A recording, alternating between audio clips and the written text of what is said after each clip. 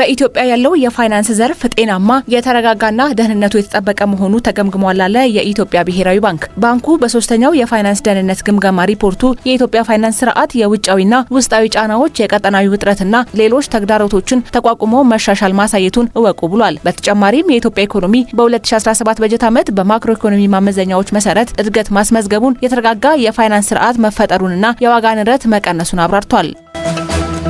ሰላም ሚኒስቴር በጋሞ ዞን በመሬት መንሸራተት አደጋ ለተጎዱ ወገኖች የ3 ሚሊዮን ብር ድጋፍ አደረገ። የሰላም ሚኒስትር መሐመድ እድሪስ ድጋፉን ባስረከቡበት ወቅት በአደጋው የተጎዱ ወገኖች ወደ መደበኛ ኑሯቸው እስኪመለሱ ተከታታይ ድጋፍ እንደሚደረግ እወቁ ብለዋል። ማህበረሰቡ ከዚህ ከፍ አደጋ እንዳይደርስበት ለተደረገው ርብርብ አመስግነው ለህዝቡ ፈጣን ምላሽ የሚያስፈልግ በመሆኑ ቅድሚያ የሚሰጣቸው ጉዳዮች ለተጎጆች መድረስ እንዳለባቸው አሳስበዋል። በተመሳሳይ የተለያዩ መንግስታዊና የግል ተቋማት ለተጎጆች በገንዘብና በአይነት የሰብአዊ ድጋፍ አቅርበዋል።